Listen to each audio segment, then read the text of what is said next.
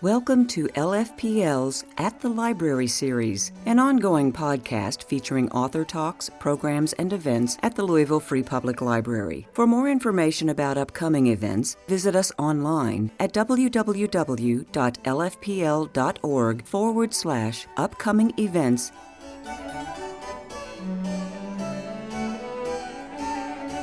Please welcome Dr. Andrew Rabin.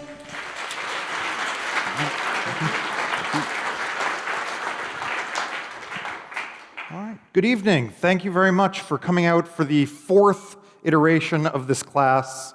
I don't know if that says that you're really interesting, exciting people, or that you just have, severe mental problems. But whatever it is, I'm glad that you've decided to spend a fourth night talking about murder. Now, as a historian, I'm committed to the principle that the past is something that we can learn from, that the past has lessons for us that we should adhere to, that we should follow. And one of the most important lessons from the Middle Ages, I think, is beware of rabbits. Nasty creatures, rabbits. Violent, bloodthirsty, constantly plotting against us.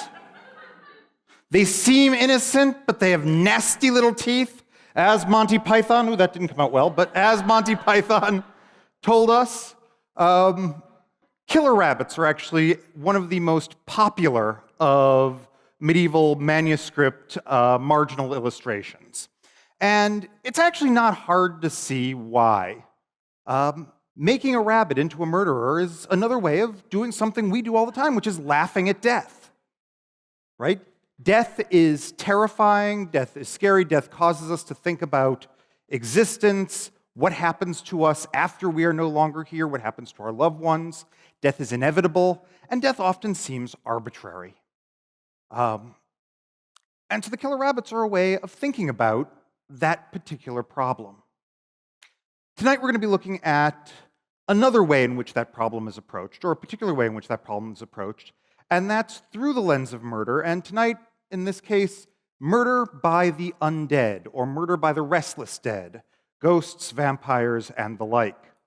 Now, if we're going to understand how this works, though, we've got to spend a few minutes thinking about death, or at least death in the Middle Ages. And a great way to think about how the death was seen in the Middle Ages is to look back at the 11th century Hebrew prayer that is still very much part of the High Holy Days liturgy for Jews, called the Unatana Tokef. And there's a famous passage in the Unatana Tokef that was actually turned into a wonderful song by Leonard Cohen. On Rosh Hashanah it is written, and on Yom Kippur it is sealed. How many shall pass away, and how many shall be born? Who shall live, and who shall die? Who in good time, and who by an untimely death? Who by water, and who by fire? Who by sword, and who by wild beast? Who by famine, and who by thirst? Who by earthquake, and who by plague? Who by strangulation, and who by stoning? Who shall have rest, and who wander? Who shall be at peace, and who pursued? Who shall be serene, and who tormented? Who shall be impoverished, and who wealthy? Who shall be debased, and who exalted? But repentance, prayer, and righteousness avert the severity of the decree. The great thing about this passage, other than the fact that it's actually in many ways just quite beautiful, is that in listing so many ways to die, it highlights how arbitrary death can be. Death will come for all of us. We don't know how and we don't know when, but it could come in any form at any time. And this is especially true in a world in which even the simple scratch on a finger could become infected, and that would be it for you. Now, the fact that death was so terrifying during this period didn't mean that there weren't notions of a good death and a bad death. Of course, as it says here, repentance, prayer, and righteousness will avert the severity of the decree. And there is a notion of a good death, which unfortunately did not come out up here as well as I would have liked. But it is very similar to what we would think of as a good death today. Lying at home, surrounded by one's loved ones, perhaps if you're religious, a priest there praying for you, but being eased into the next life in a serene fashion. On the other hand, there's also the bad death, when the devil comes and actually yanks your soul out. I admit I partially chose to use this slide just because I love that image. But the whole thing is death is inevitable, and this is what feeds one of the great artistic motifs of the Middle Ages, one you might actually be familiar with, which is the danse macabre, the dance of death. That is a depiction of skeletons or other images of death waltzing away to the afterlife, being followed by people of every status in society: popes, priests, kings, peasants. It's even depicted in the wonderful 1957 movie, The Seventh Seal, which may be the most famous modern depiction. But the idea is, of course, death is the great leveler. It comes for us all in the end. And from a spiritual perspective, that's fine. We understand that a virtuous soul goes to heaven and a sinful soul goes to hell. But the question then becomes, what happens to the bodies that get left behind? The Middle Ages were fascinated by the idea of bodily decomposition, in part because it seemed so puzzling. On the one hand, of course, it's the famous biblical phrase, ashes to ashes, dust to dust, which predicts bodily decomposition. But bodily decomposition is messy, it's ugly, it's not simply a matter of being desiccated into dust. The body emits odors, it emits disease, it emits strange, uncomfortable, sickening liquids and smells. And for that reason, the decomposed body becomes a symbol for the way we think about death in the world. One of the popular genres of tomb motifs in the Middle Ages is actually the decomposing body of the deceased. Somebody would have them, a person would have themselves represented as a decomposed body on the top of their tomb. Or in this case, you see we have the person on top of the tomb and the decomposed body underneath. It's even represented in manuscript illustrations. And the whole point of this is that it serves as a memento mori. The idea is that when you go as a visitor to that person's grave and you see that body wasting away, you're reminded of a famous phrase that is as if the body is saying to you, what I was, you are.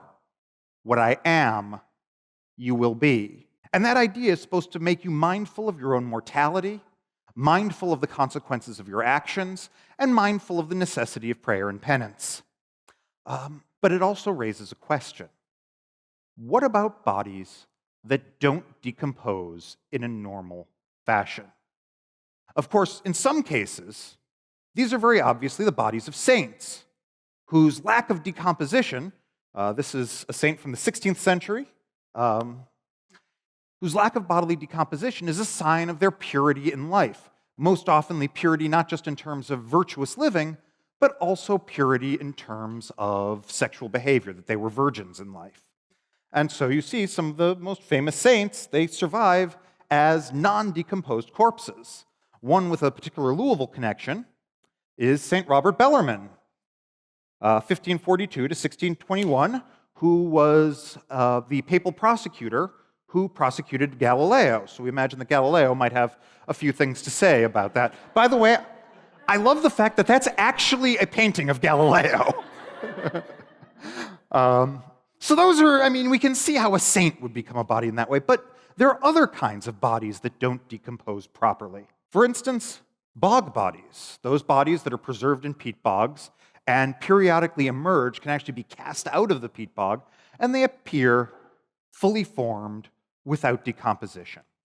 And it's not hard to say, this is Tolland Man, but it's not hard to say, come across a body like Lindau Man, which you can see at the British Museum, to look at this body that's been thrown out of a bog and come up with, say, a story about a hero who fights a man-eating swamp monster and tears off its arm, which is, of course, the first third of Beowulf.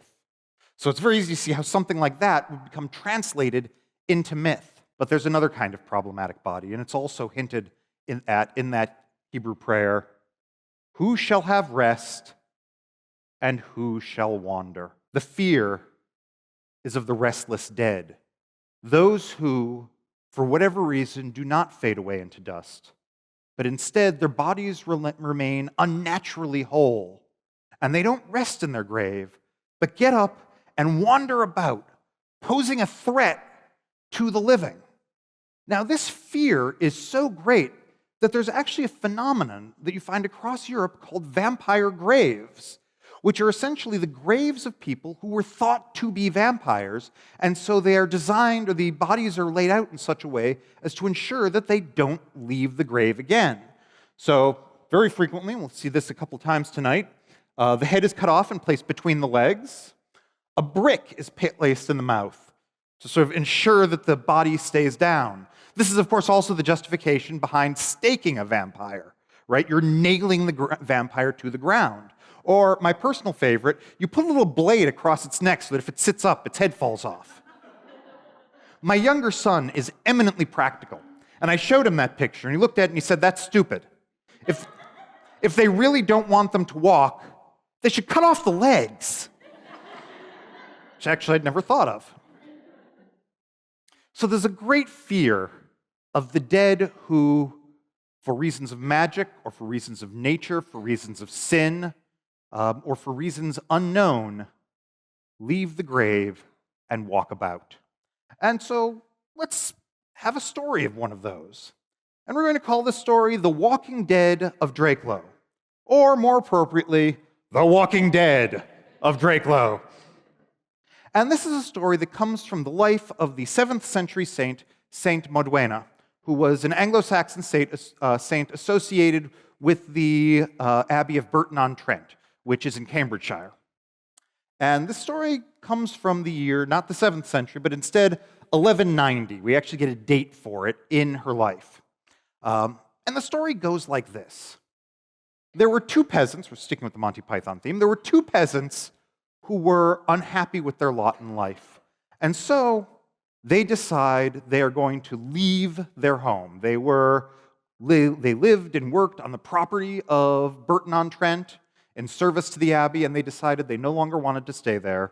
So instead, they walked an hour and a half south down to Drakelow. No doubt along the way, they stopped off at Escape Time Burton, just because it was thematically appropriate. They may have gone out of their way to take in a few holes at the Branston Golf and Country Club. It's also a wonderful Chinese restaurant called Wing Na on the way. So they may have done a number of things. But whatever they did, roughly an hour and a half after they left, they ended up in Drakelow, where they wanted to enter the service of a fellow named Roger the Poitevin.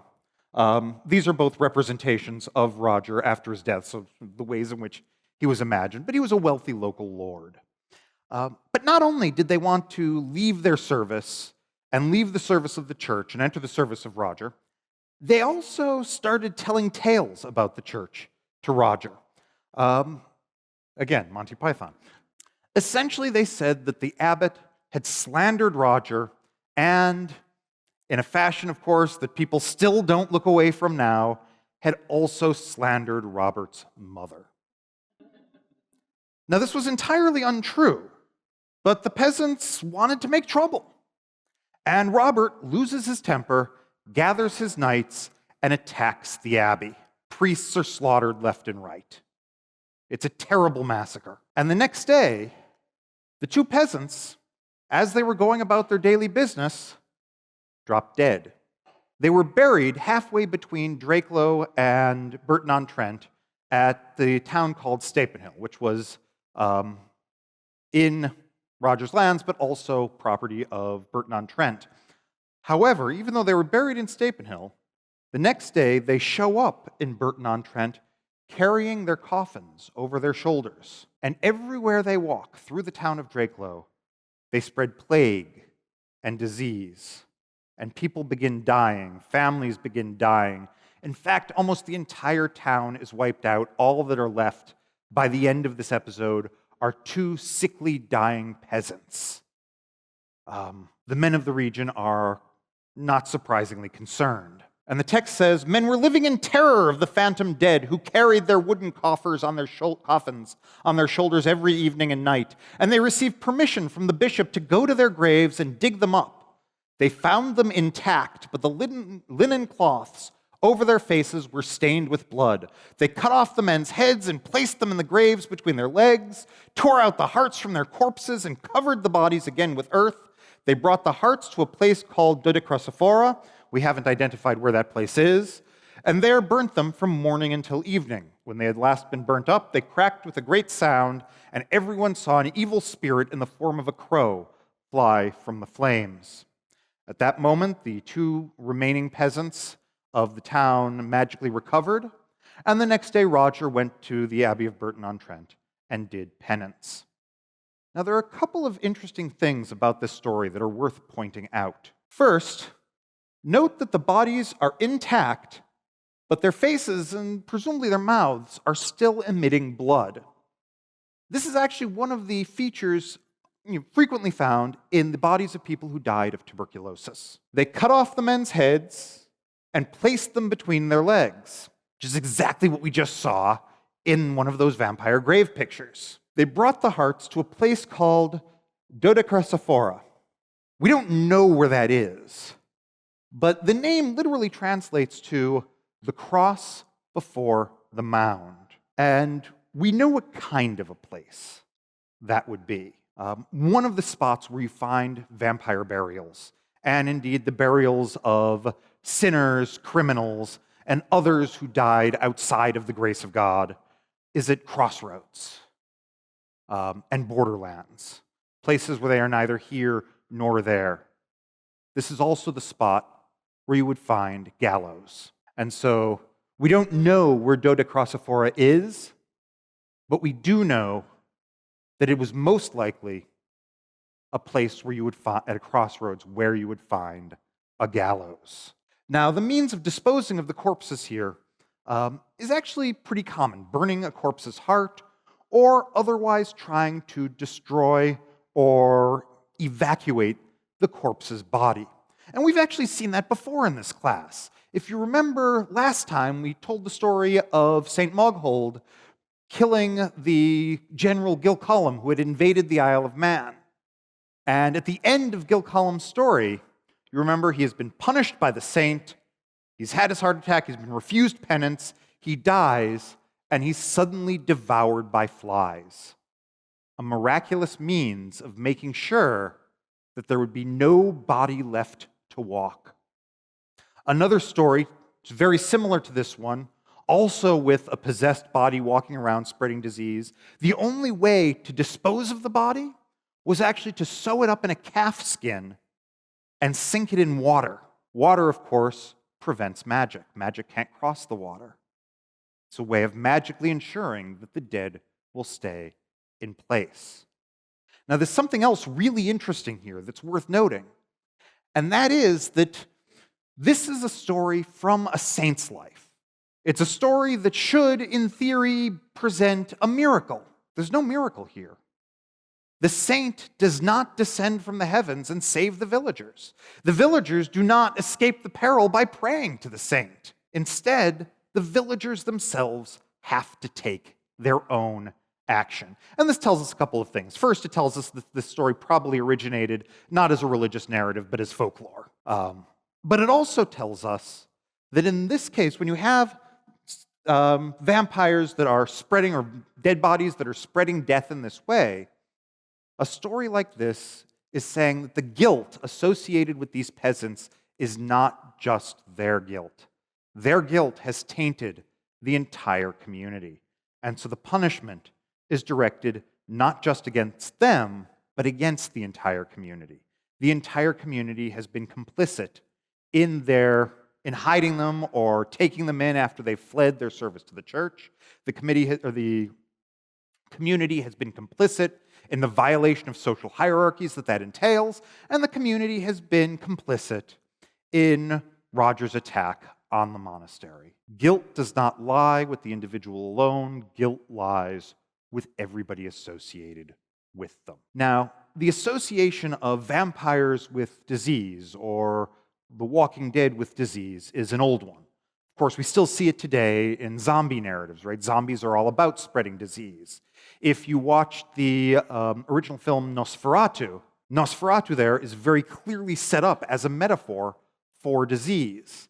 Now, this idea of the vampire or the dead body being a bloated, intact corpse leaking blood from its orifices, wandering around spreading disease, that's actually the dominant mode of understanding the vampire up until the year 1897, when there was published a book called Dracula by Bram Stoker, which introduces what has become the more common phenomenon now, which is the sexy vampire.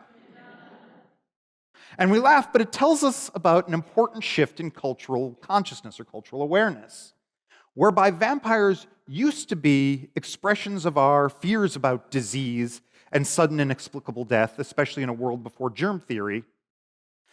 Now, we're less worried about disease. I mean, certainly after COVID, we're suddenly all more worried about it again. But for the most part, disease doesn't bother us as much as uncontrolled sexuality. We are all living in a new Victorian age. And so vampires now express a different fear, the fear of repressed sexuality or the fear of released sexuality.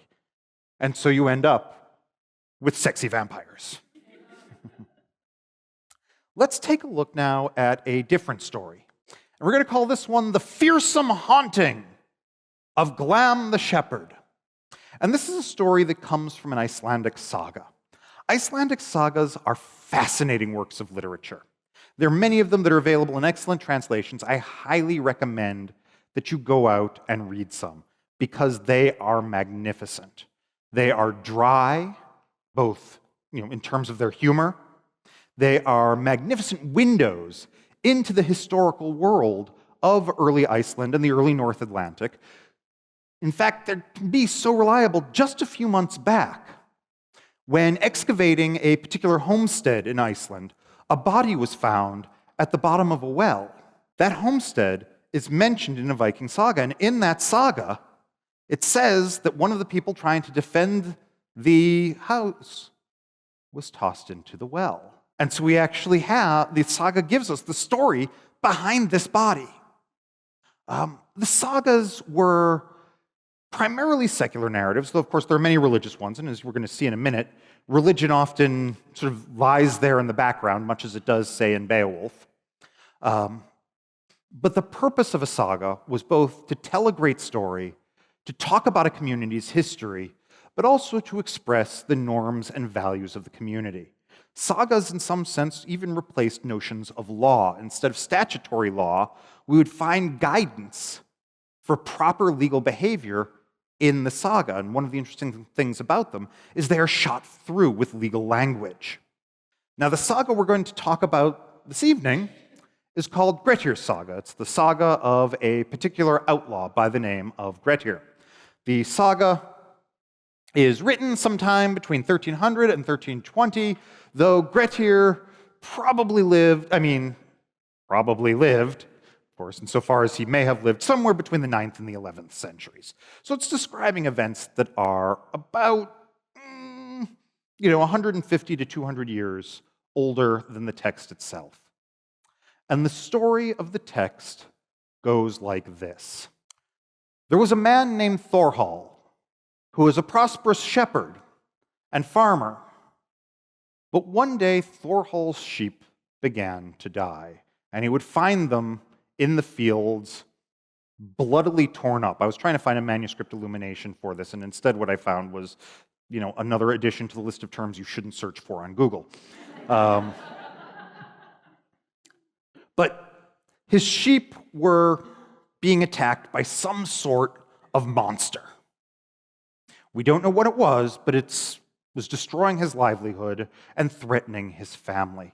And so, when Thorhall went to the great gathering of families that was called the Thing, that was the communal gathering in ancient Iceland, or in medieval Iceland, he asked his neighbors, I need someone who can deal with my monster problem. And one of his neighbors says to him, well, there's this fellow named Glam. I don't necessarily recommend working with him. He is a grim man, and a man who doesn't abide by the laws of the society. But if there's somebody who could take care of your monster problem, he's probably the guy. And so Thorhall, thrown upon his last resort, hires Glam. I wanted to use that image for Glam. It's actually an image of Loki. Glam does not smile, but I love the image so much I decided I was going to use it anyway. So sort of turn that smile upside down and imagine that's Glam. Glam says to Thorhall, I will aid you in your time of trouble. I will show up in the winter, and I will deal with your monster problem. I will protect your sheep over the winter. And Glam does as he says. He shows up when the winter night begins to fall, And over the course of the first several months of winter, Glom proves himself an effective protector of the herd. Glom is rude. Glom is unpleasant to be around. Glom is unsocial, but he does do what he says he's going to do. And all is fine until Christmas. And one thing to note, of course, we tend to celebrate Christmas as joy, presents, Christmas trees, and the like. Christmas in the European tradition is the time for ghost stories. Of course, some of you may watch the BBC Ghost Story for Christmas, or perhaps you might be familiar with the short stories of the great medievalist M.R. James. If you aren't, they're the greatest ghost stories ever written. I say that flat out. I highly recommend them. But at any rate, Christmas comes along, and Thorhall and his family are going off to church. And they say, Glom, it's Christmas. You must accompany us to church. And Glom says, no, I don't feel like going to church. Get me my goddamn breakfast. And he actually says it like that. I mean, it's, he makes obscene comments, and he demands that instead of going to church, they serve him. Well, they do provide him with breakfast, but then they go off to church. Glom goes out into the fields to watch over the sheep, and he doesn't return. So they go searching for him. They look over the heath, and finally, they looked more closely and saw Glom lying a short distance away. He was dead, black as hell, and bloated to the size of a bull. So again, think about that in terms of what bodies do when they decompose, right? The gas is expanding in the stomach cavity, the body bloats. Although they were repulsed and shuddered at the sight of him, they tried to carry him to the church. So they tried to do their duty by the dead Glom, but could only manage to move him as far as the edge of the chasm a short way above them. Of course, Glom at the edge of a chasm is redolent of hell. On the second day of Christmas, another attempt was made to take Glom's body to the church. Oxen and horses were tethered to it, but could not budget on flat ground where there was no slope to go down. After that, the body was just left there. On the third day, a priest went with them, and they searched all day, but they could not find Glom. What they do find are bloody footprints. And for a while, it appears that even though Glom sacrificed his life, he did manage to dispose of whatever the monster was that was eating the sheep. The problem is, then Glom started turning up again and walking the streets of the town and the streets or the roads around Thorhall's homestead, and people began dying. Much as in the previous story, what we have here is a story of a dead figure spreading plague. And they're aware of Glom at night, too, because he doesn't just walk. We're told that he rides the roof of the cattle shed, which is actually a common theme in narratives of this sort. And you can sort of see where something like this might have come from. Imagine yourself in a lonely cattle shed or a lonely sheep shed. There's a storm going on outside, strange loud noises, things hitting the roof. It's not hard to see how somebody would think of that as a ghost or a troll or some sort of malevolent force. So now one problem has just been replaced with another, and one that is even more threatening to the people of Thorhall's home and family. So they seek out a hero, and the hero they find is a man named Grettir. And like many Viking heroes, Grettir is not necessarily a moral figure. We tend to associate heroism with morality today, but that's not how it was understood in the medieval or classical world. A hero wasn't necessarily moral. A hero was trying to balance divine capabilities in a mortal body. Think about Achilles, right, who is a great soldier, but also has to carry the power of divine wrath. So his, the frail mortal frame has to house a divine emotion. The hero is always torn between the human and the divine. And that means that there are times when it's great to have a hero, but heroes can also be dangerous. So they find a hero, and the hero's name is Grettir. And Thorhall asks Grettir to come and dispose of Glom the shepherd. And Grettir basically says, well, I'm a hero, I kill monsters, that's what I do. And you sound like you've got a really interesting good one. He actually, this seems like an intriguing case. It's very Sherlock Holmes. So he says, I will come and do battle against Grettir. Against Glom. And so he does. Comes, he attacks Glom, and he succeeds in killing him. In fact, this is an image of somebody killing a giant with a sword. In the narrative in the saga, he actually wrestles with him. And this is one of the reasons that Grettir's saga is often considered a close analog for Beowulf. And, Beowulf, of course, wrestles Grendel, and that's the way he disposes of him. But as Glom dies, something happens. At the moment when Glom fell, the moon shone forth, and Glom turned his eyes up towards it. Grettir himself has related that sight was the only one which ever made him tremble. What with fatigue and all else that he endured, when he saw the horrible rolling of Glom's eyes, his heart sank so utterly that he had not strength to draw his sword, but lay there well nigh betwixt life and death. As he lay there, Glom, with his dying breath, spoke and cursed Grettir. Now I tell you that you shall possess only half the strength and firmness of heart that were decreed to you if you had not striven with me. The might which was yours till now I am not able to take away, but it is in my power to ordain that never shall you grow stronger than you are now. Hitherto you have earned fame through your deeds, but henceforth there shall fall upon you exile and battle. Your deeds shall turn to evil, and your guardian spirit shall forsake you. You will be outlawed, and your lot shall be to dwell ever alone. And this I lay upon you, that these eyes of mine shall ever be before your vision. You will find it hard to live alone, and at last it shall drag you to death. So note there are a couple of things going on in this curse, right? Not only is Glom saying, you will never grow stronger than you are now. Ordinarily, you would grow in maturity, you would grow in strength, but it's in my power to stop you from growing. But the curse is also a moral one. Despite your best efforts and intents, everything you do will go wrong. You shall be outlawed, you shall be seen as evil, and you will never be able to escape my eyes. Then says that in one thing after the battle, a great change had come over Grettir.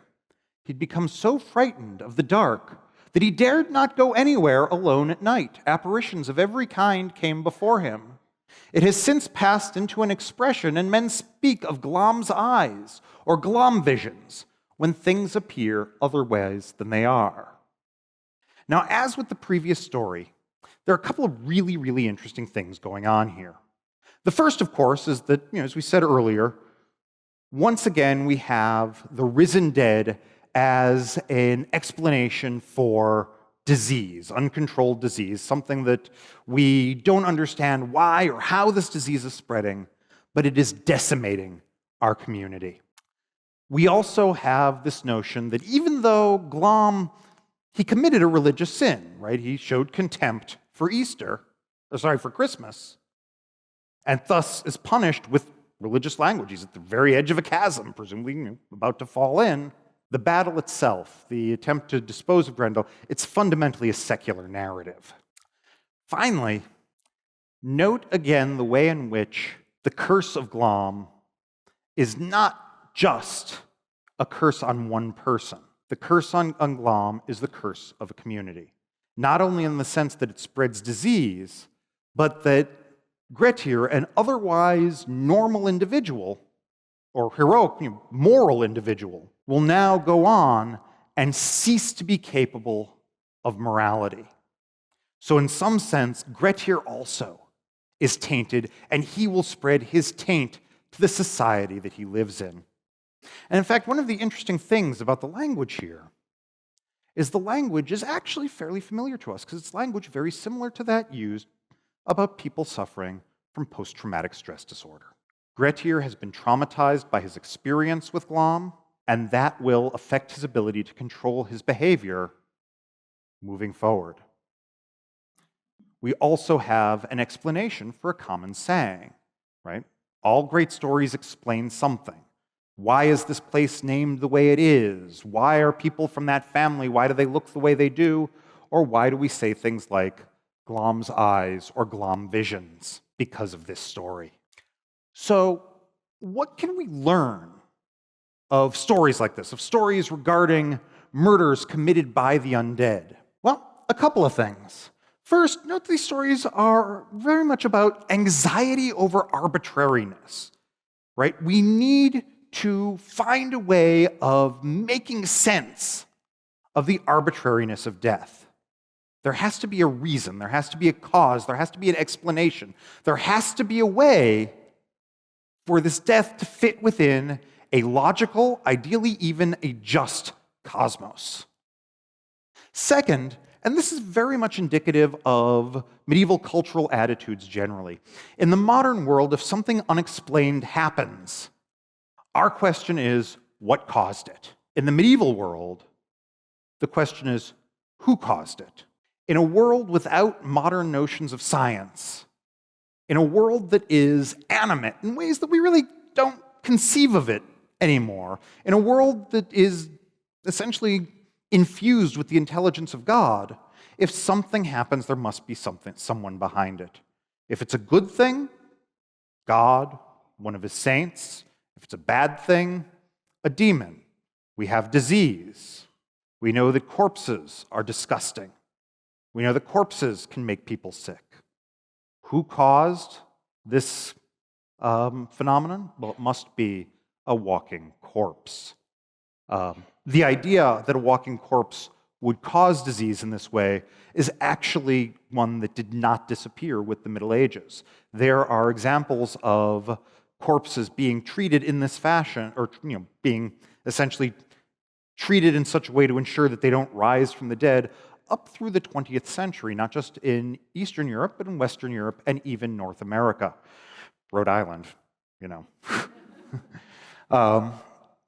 Murders by ghosts very much involve anxieties about decomposition. Why do bodies act the way they do? Why does the body of even a virtuous person or seemingly virtuous person become something that is simply disgusting to encounter? What causes our bodies to fade away in the fashions that they do? Disease. There's no such thing, or there's no conception of germs at this period. It must be the body.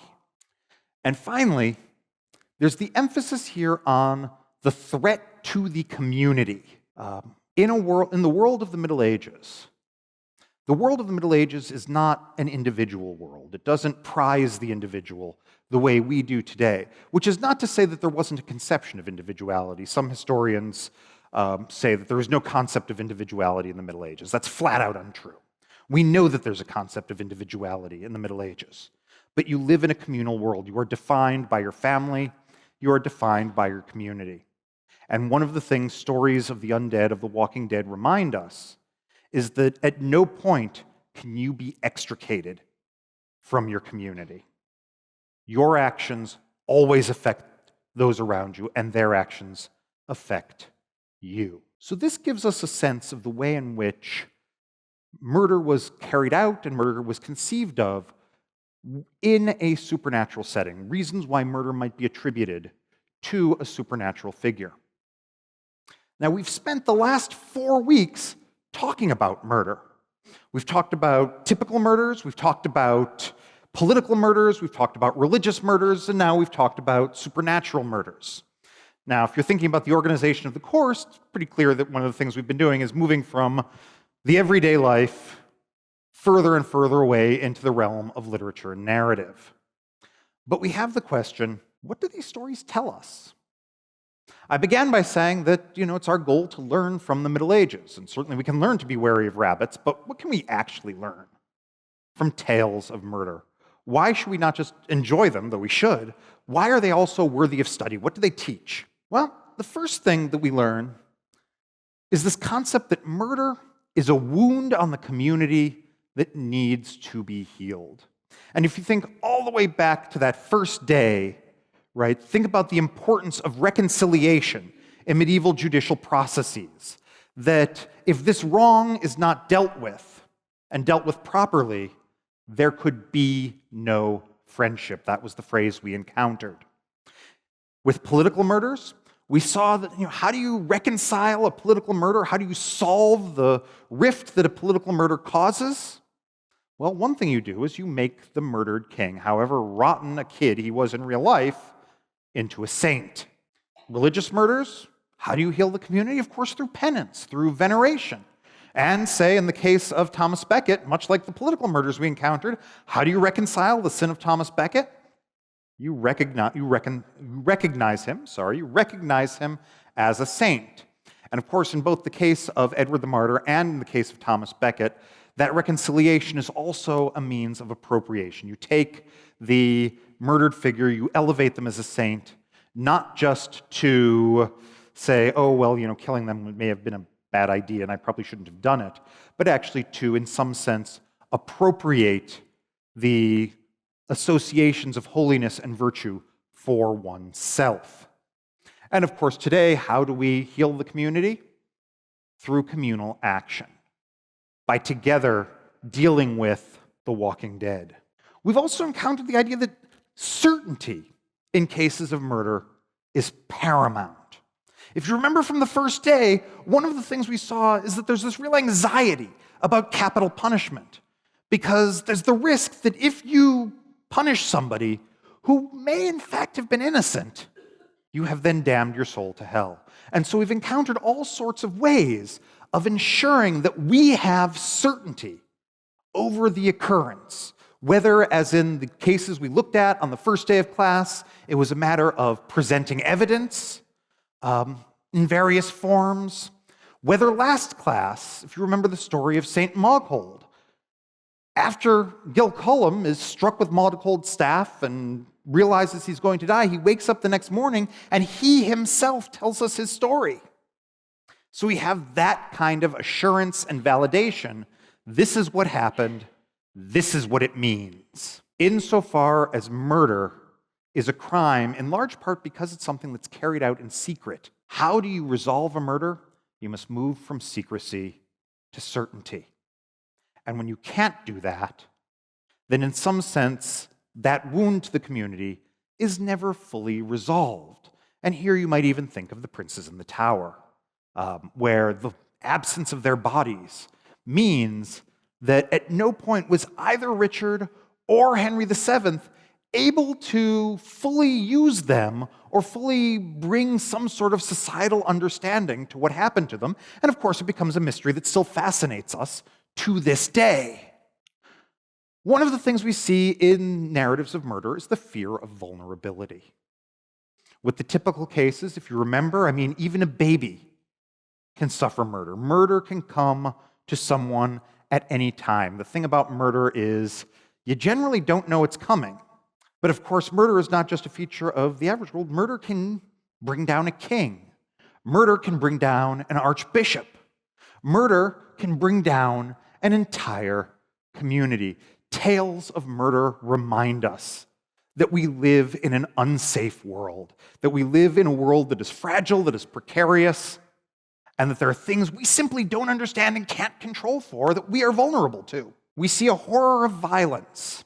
As I said on the first day of this class, one of the ways in which the Middle Ages is often talked about is as a primitive, brutish place. Their violence was so common, people were just inured to it.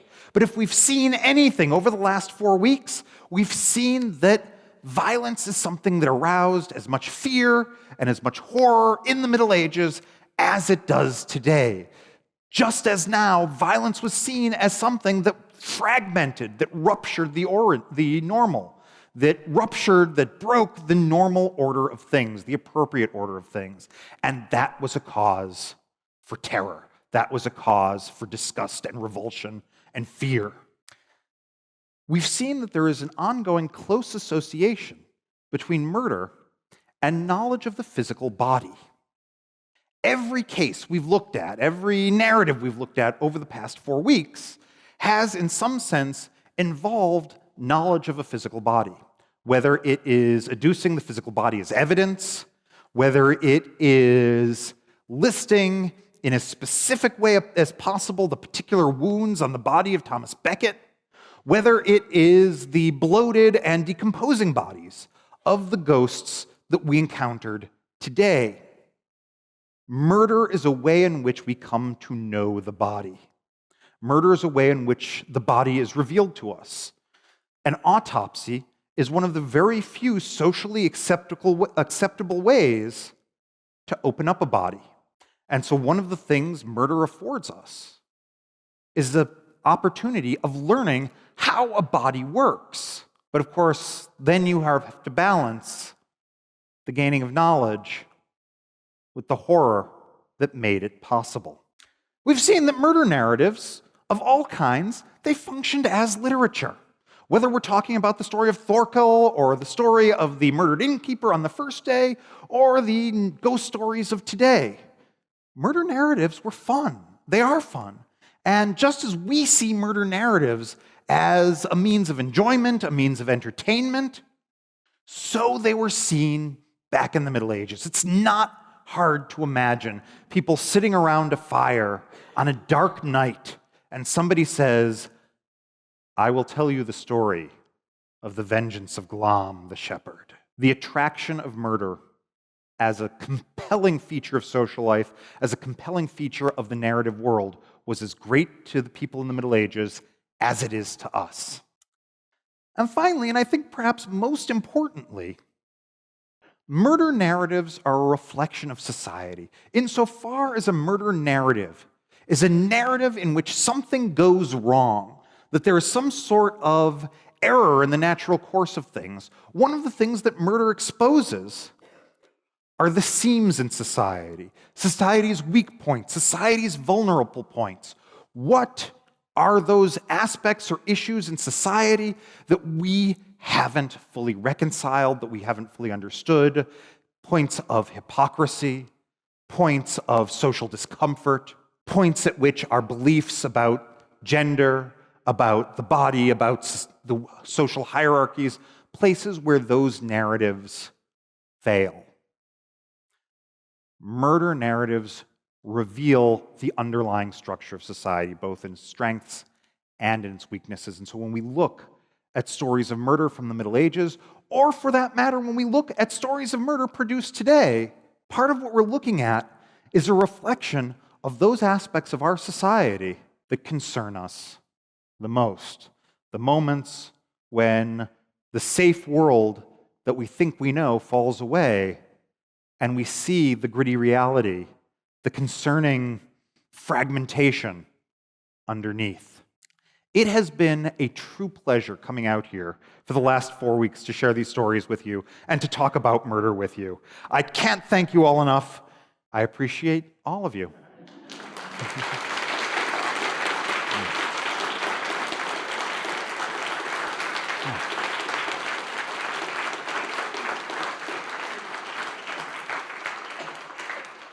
And now we have time for questions.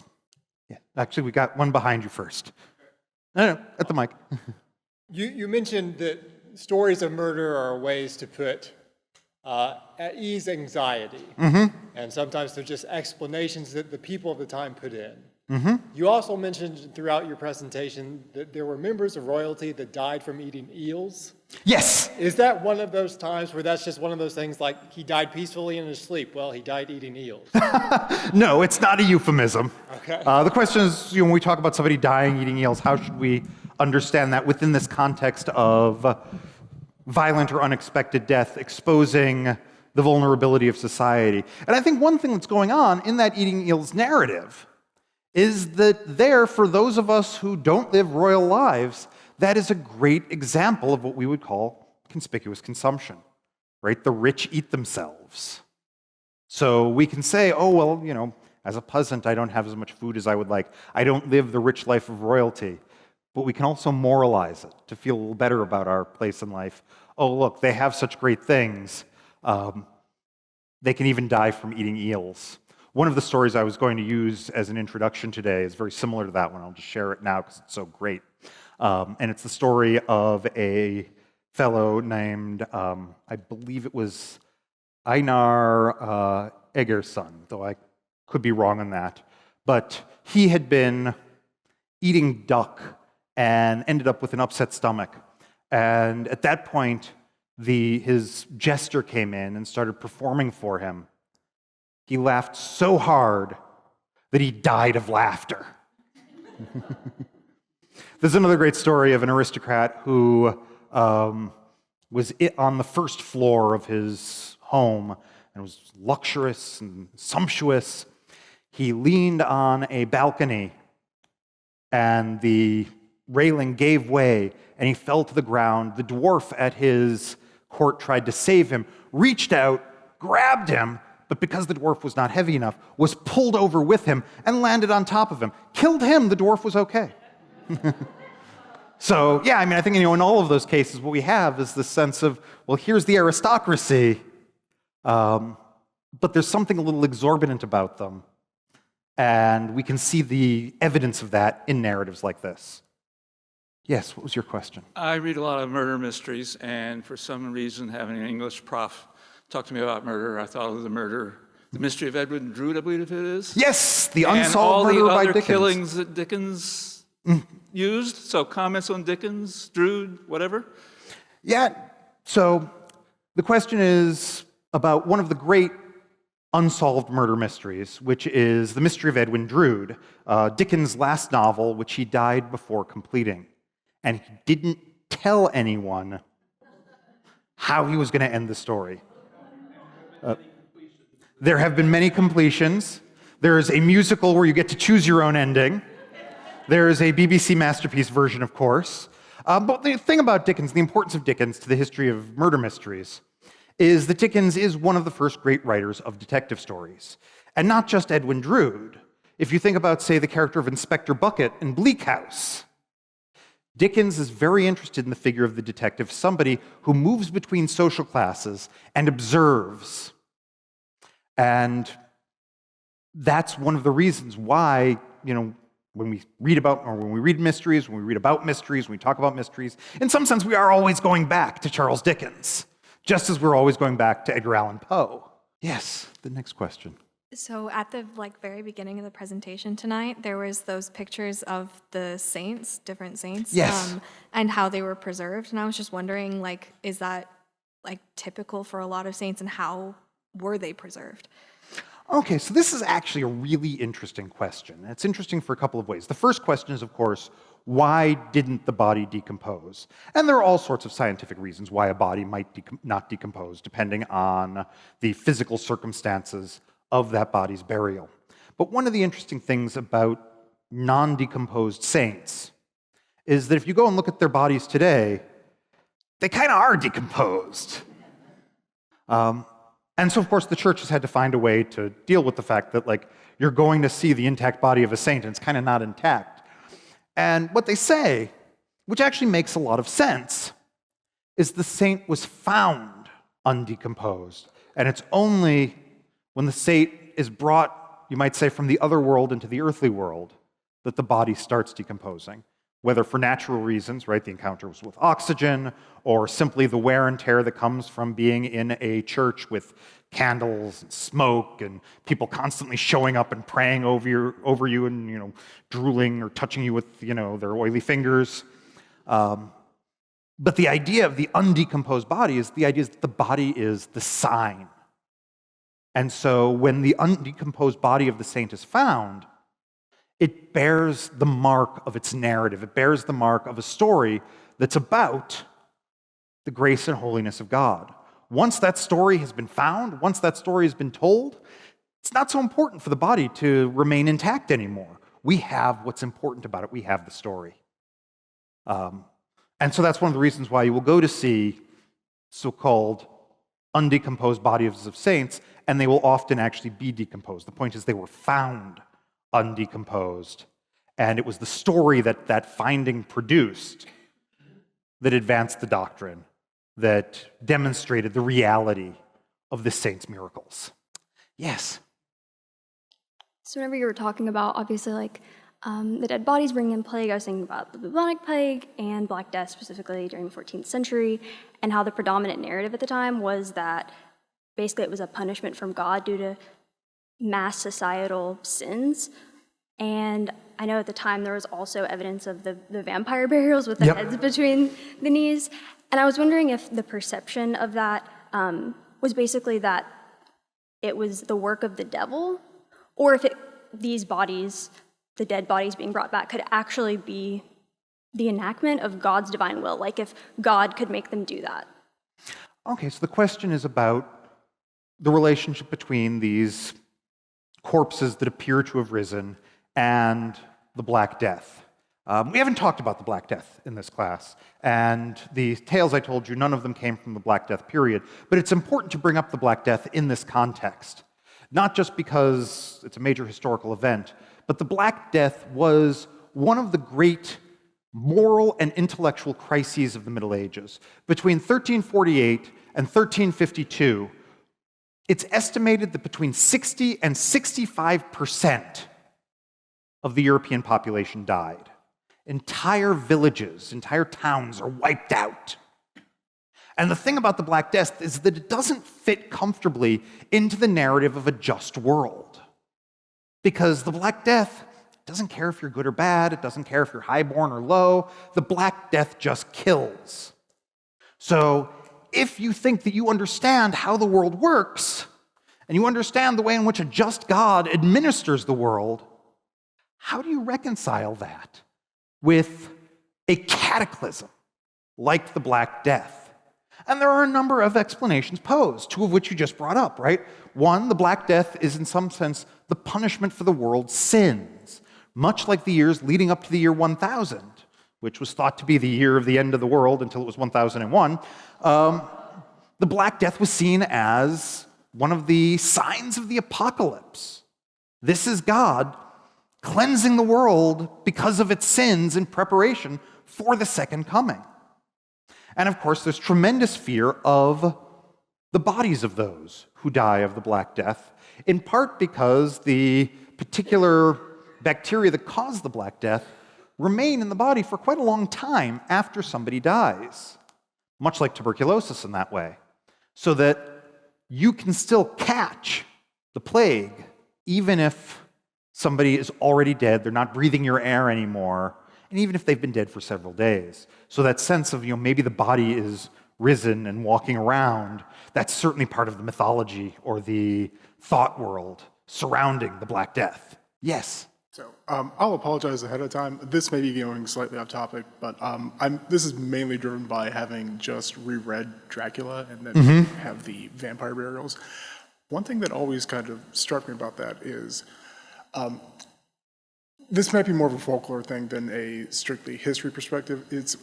Do we actually see more evidence of things like, you would think that they would maybe want to completely dispose of a corpse? Is this really just kind of a Catholic, hey, no, the corpse is essentially sacred, we don't know about this? The thing that always kind of strikes me, if I haven't read Dracula in a while, is Lucy and Dracula himself are kind of not necessarily doing this of their own volition. Vampirism is kind of a plague that they didn't choose. Is it kind of that thing, they're hedging their bets, or is it more kind of that we're not uncomfortable with that? Well, in the case of Dracula, the question is, how do we situate Dracula within a world of literature and folklore, particularly in the relationship to what it says about the need to dispose of corpses, such as Lucy's or Dracula's himself?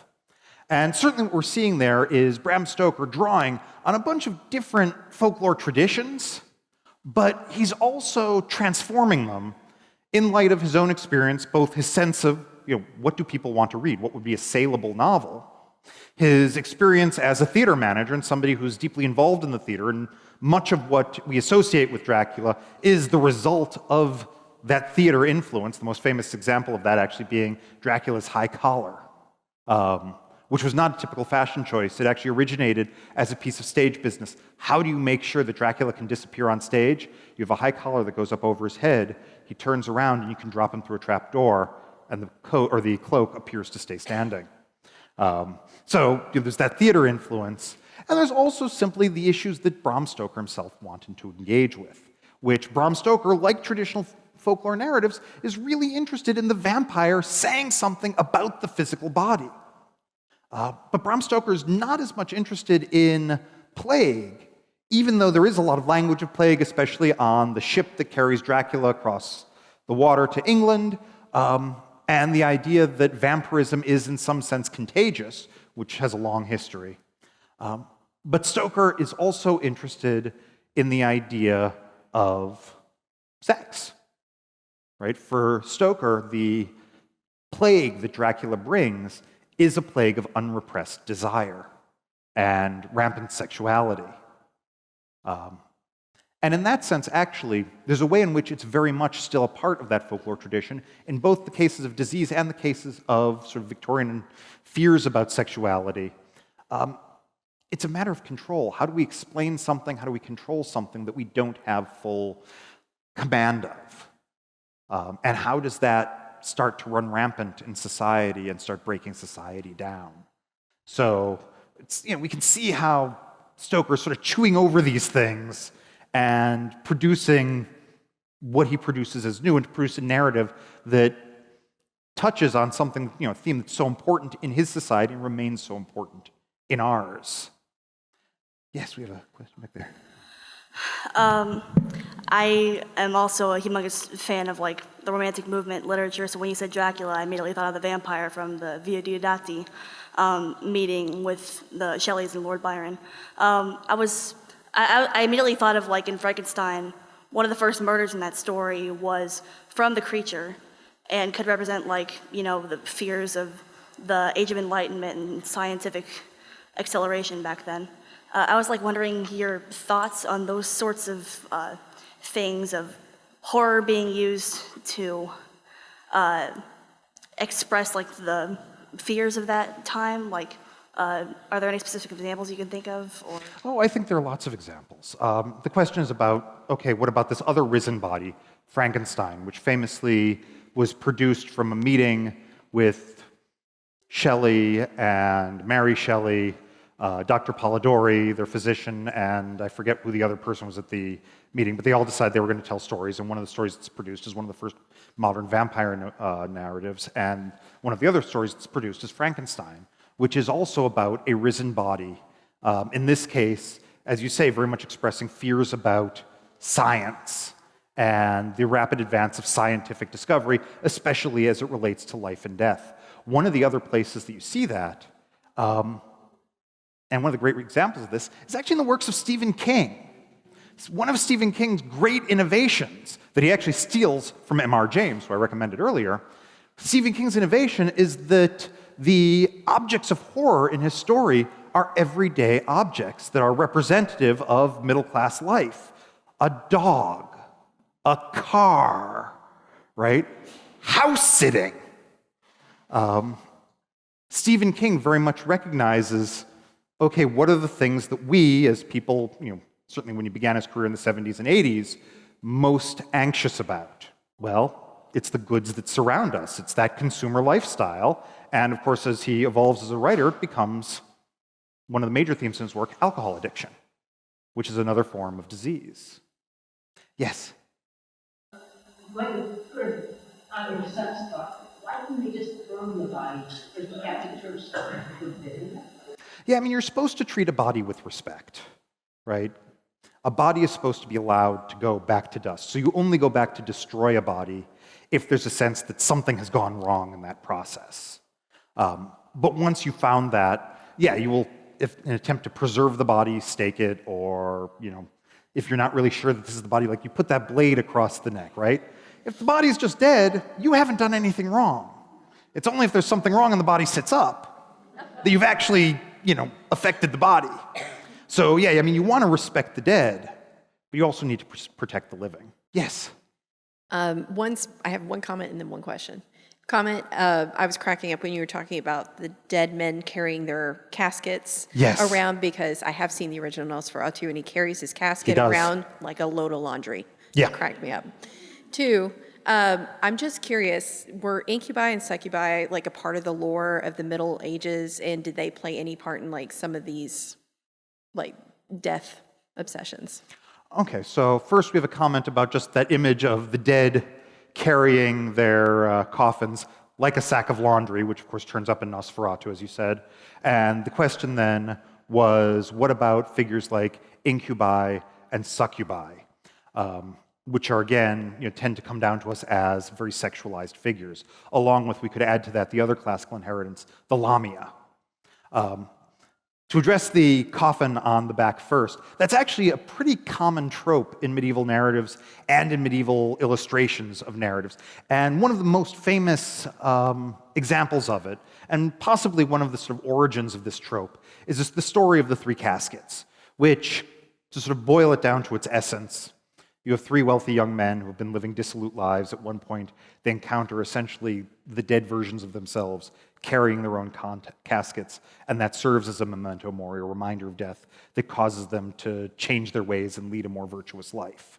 So, yeah, I mean, the casket on the back is, that sort of straightforward common trope. Then the question about incubi and succubi. I am not familiar with those particular terms being used.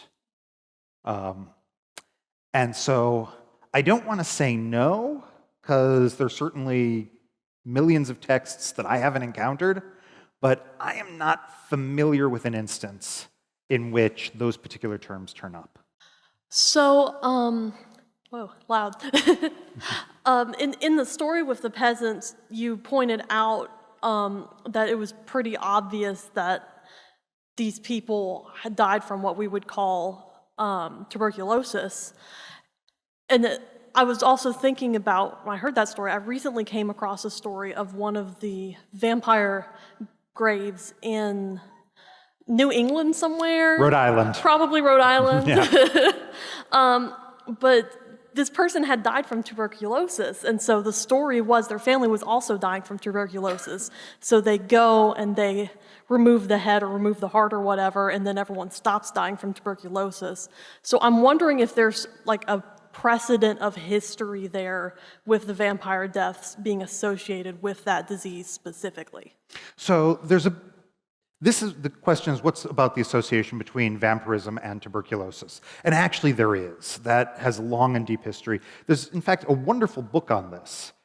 If you feel like reading, it's pretty clear and pretty entertaining, though it is on the scholarly side. It's called Vampires, Burial, and Death. So it's sort of like snakes on a plane. You always know what it's about. But it's by an anthropologist looking at, very specifically, the relationship between vampire narratives and the specific features of decomposition of the body of somebody who's died of tuberculosis.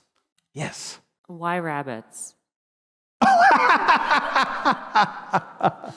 don't know. There are a number of very violent animals in medieval manuscript illuminations. Snails are also particularly, awful creature. And I think it may just be the principle of reverse psychology, right? A rabbit looks so cute. Even a hare, right, which, we don't see as many in the United States, but, hares are huge. But think about the place of the hare in, say, English cultural mythology. Watership Down, right? And so I think it's the idea that these are basically seen as, inoffensive creatures. A snail, it just sort of moves along slowly. It's good for your garden, doesn't really bother anybody. So how do you emblematize a world that you don't fully understand? You take the known and you turn it around. I think also the fact is violent bunnies are funny. Bunnicula, of course. I almost had a picture of Bunnicula in the presentation today. Going back to earlier discussions, back a couple lessons on there, but thinking about Edward the Martyr and even the princes and the country seemed to move on from there. Okay, well, this is the death of the monarch. We're going in there. But how important was it? Thinking there wasn't seem to be much investigation into it. Obviously, the princes, you didn't have bodies to search for in there. But how important are there other cases where there are high profile, monarchs or other archbishops? Was it to investigate and solve the crime of the murder of such a high profile, largely important figure in society? So the question is, when it comes to the political assassination of major social figures like a king, a prince, or a high aristocrat, after that happens, how important is the investigation? And the answer is actually depends on context and who's in power afterwards. That is, well, let's take the example of a murder that I just alluded to but didn't give you the full story of, and that's the murder of William Rufus, William II, who, if you remember, I mentioned that he's the fellow who is killed in a hunting accident that really doesn't look like a hunting accident. The fellow next to him shoots him thinking he's a deer, because of course it's easy to confuse a king with a deer.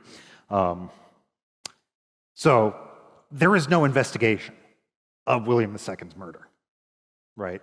It is just taken as a hunting accident and let be that way. And of course that's in the interest of the new king, Henry I, who was William's younger and much more capable brother.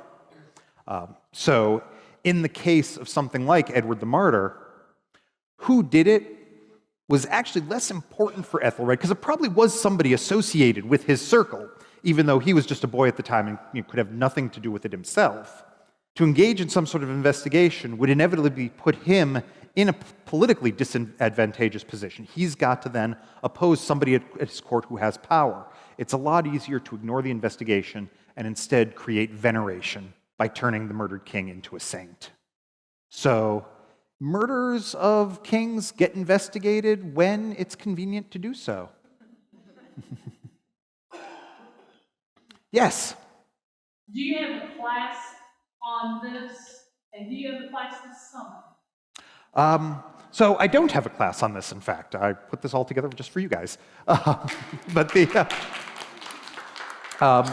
this summer I'm only teaching introductory composition, I'm afraid. In the fall I will be teaching my course on Tolkien's Middle Ages, though, where we will be looking at all of the texts that Tolkien used in the creation of The Hobbit, The Lord of the Rings, and The Silmarillion, because Tolkien, of course, was one of the great medievalists of the 20th century, one of the most important Beowulf scholars ever, and somebody who drew extensively, almost to the verge of plagiarism, from medieval narratives. All right. Well, thank you all very much.